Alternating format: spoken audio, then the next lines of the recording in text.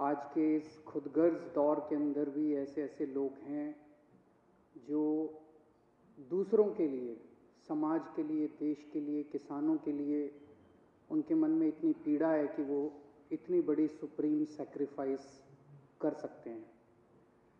जो पत्र लिखकर वो शहीद हुए, उस पत्र में उनका दर्द था कि मुझसे किसानों का दर्द देखा नहीं जा रहा।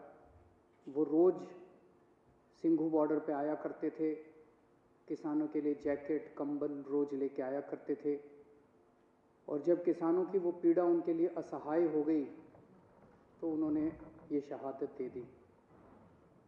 अभी तक 20 से ज़्यादा किसान इस आंदोलन में शहीद हो चुके हैं। इस आंदोलन को भी 20 दिन हुए हैं, तो लगभग रोज एक किसान इस आंदोलन में शहीद हो रहा है। मैं केंद्र सरकार से पूछना चाहता हूं कि और कितनी शहादत और कितनी जान आप लोग लोगे उसके पहले कि आप इस देश के किसानों की बात सुनोगे। अध्यक्ष महोदय, अंग्रेजों के समय एक ऐसा ही आंदोलन हुआ था 1907 में। उस आंदोलन का नाम था पगड़ी संभाल जट्टा।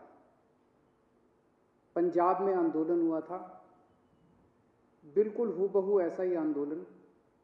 वो आंदोलन भी 3 कानूनों के खिलाफ था। अंग्रेजों ने 3 कानून पास किए थे, Bari Doab act, Punjab land colonisation act, Punjab land alienation act. और पंजाब के किसानों ने इसके खिलाफ आंदोलन किया था। इतनी संख्या में लोग इकट्ठे हुए थे। 9 महीने तक यह आंदोलन चला था अंग्रेजों के खिलाफ। तो एक तो ये केंद्र सरकार ये ना समझ ले कि ये किसान आसानी से जाने वाले हैं। उस आंदोलन की लीडरशिप की थी भगत सिंह के पिताजी ने, किशोरी सिंह जी ने, और भगत सिंह के चाचा ने, अजीत सिंह जी ने। उन दोनों ने मिलकर एक भारत माता निर्माण सोसाइटी बनाई थी। उस सोसाइटी की लीडरशिप के अंदर वो आंदोलन हुआ था इन 3 कानूनों को खारिज करवाने के लिए।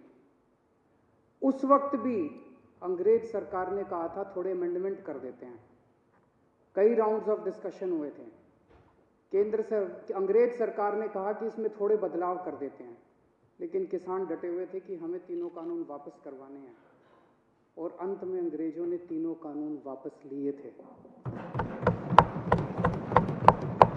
मैं सोच रहा था कि भगत सिंह ने क्या इसी बात के लिए कुर्बानी दी थी कि जब देश आज़ाद होगा तो अपनी सरकारों के खिलाफ भी इसी किस्म से आंदोलन करने पड़ेंगे।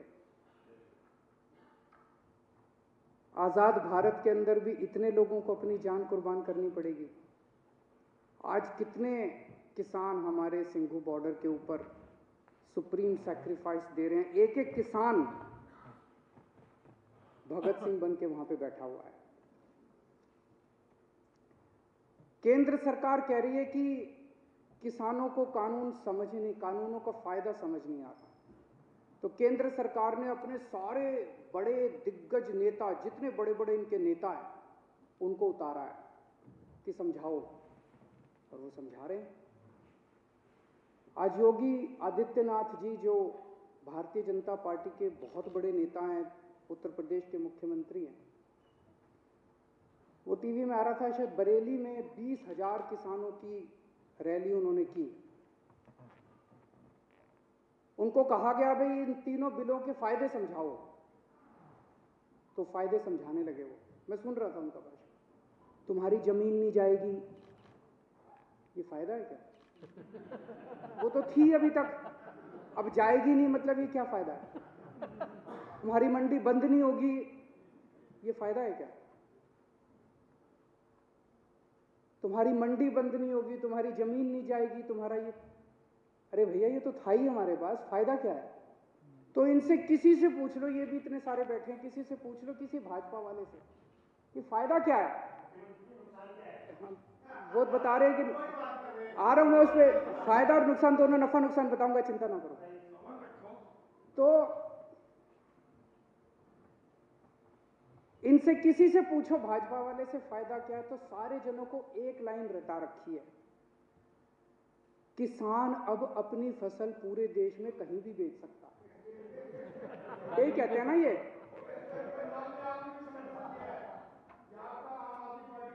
तो एक मिनट मेरे को बोलने दीजिए। मैंने आप लोगों जब बोल रहे थे मैं चुपचाप सुन रहा था।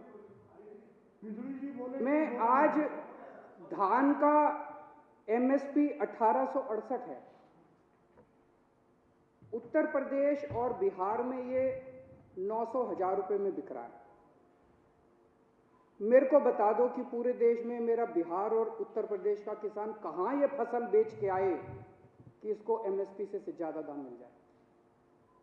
हवा में बात करने से क्या फायदा है? कहीं भी बेच लो, कहीं भी बेच लो। अरे कहां बेच लें, बताओ तो सही। अब हमारे देश का किसान पूरे देश में कहीं भी बेच सकता है। वो देश का किसान कहीं भी नहीं बेचेगा। उनको भी पता है कि कौन बेचेगा। उनसे पंजाब में खरीदेगा, उत्तर प्रदेश में उनसे 800 रुपए में बेच के वही बड़े बड़े पूंजीपति इतनी महंगाई कर देंगे कि वो पूरे देश के अंदर इसको महंगा बेचेंगे। ये किसानों के बेचने के लिए कानून नहीं बनाया गया। तो कहा जा रहा है कि किसानों को भ्रमित किया जा रहा है। किसानों को भ्रमित नहीं किया जा रहा, भाजपाइयों को भ्रमित किया जा रहा है। सारे भाजपाइयों को अफीम खिला दी है और अफीम खिला के कह दिया ये रट के बस यही बोलो।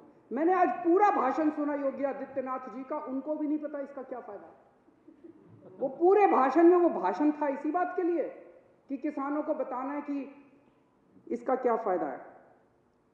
आज सुप्रीम कोर्ट में केस था, कल भी था।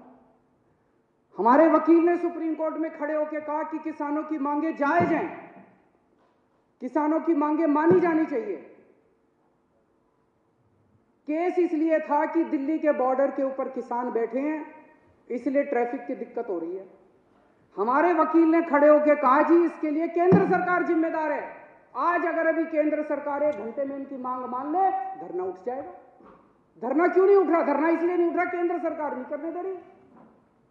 तो केंद्र सरकार का वकील बोलता है कि ये दिल्ली सरकार का वकील तो किसानों का वकील बन के बना हुआ है। मैं केंद्र सरकार वाले को कहना चाहता हूं, तुम भी किसानों के वकील बनो, तुम भी किसानों का काम किसके लिए करो। किसान इस देश का निर्माता है और अगर किसानों की वकालत नहीं करोगे तो किसकी वकालत करोगे? दलालों की वकालत करोगे।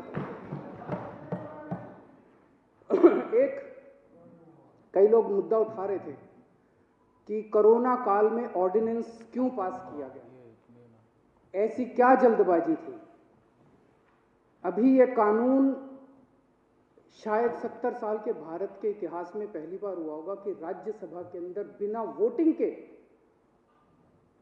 वहां पे राज्यसभा अध्यक्ष ने पास करके पास कर दिया, जबकि पूरा हाउस चिल्ला रहा था। जैसे आप यहां बैठे हैं, कई बार हाउस चिल्लाता है, आपने तो कभी बिना वोटिंग के कोई कानून पास नहीं किया। अगर हाउस चिल्लाता है आप 10 मिनट के लिए एडजर्न कर देते हो, फिर दोबारा बैठते हैं, फिर हाउस ऑर्डर में आ जाता है, फिर वोटिंग कराते हैं। पहली बार ऐसा हो रहा है कि बिना वोटिंग के अंदर 3 कानून बस पास कर दिए अध्यक्ष ने और पास हो गए, कोई वोटिंग नहीं कराई गई इसको। ऐसी क्या आफत थी कि ये कानून पास कर दिए गए।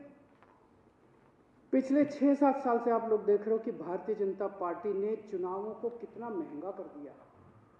कितना पैसा खर्च होता है चुनाव के अंदर, कितना पैसा खर्च होता है। ये कानून किसानों के लिए नहीं बनाए गए, ये कानून भारतीय जनता पार्टी के चुनावों की फंडिंग कराने के लिए बनाए गए। इसको ये देश जितनी जल्दी समझ ले, किसान तो समझ गए, बाकी देश भी जितनी जल्दी समझ ले उतना अच्छा होगा। तो अध्यक्ष महोदय, मैं इसका समर्थन करता हूं और ये 3 कानून हैं, ये तीनों कानूनों को मैं सदन के सामने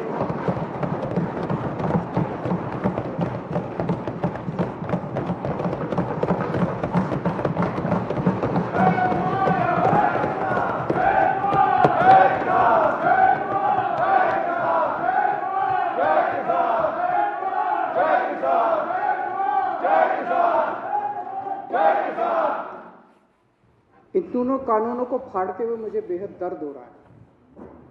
मेरा बिल्कुल मकसद नहीं था इसे फाड़ने का, लेकिन आज जब मेरे देश का किसान सड़कों के ऊपर 2 डिग्री टेम्परेचर के अंदर सड़कों पे सो रहा है और वो तकलीफ में है, तो मैं अपने देश के किसान और अपने देश के जवान के साथ गद्दारी नहीं कर सकता। मैं भी पहले इस देश का नागरिक हूँ, मुख्यमंत्री बाद में हूँ। तो आज इन तीनों कानूनों को ये विधानसभा खारिज करती है और केंद्र सरकार से अपील करती है कि किसानों की बात मानते हुए अंग्रेजों से बदतर मत बनो। अंग्रेजों ने 9 महीने में कानून वापस ले लिए थे, आप कम से कम आज़ादी की इतनी तो इज्जत रख लो कि 20 दिन के बाद अब इन कानूनों को वापस ले लो।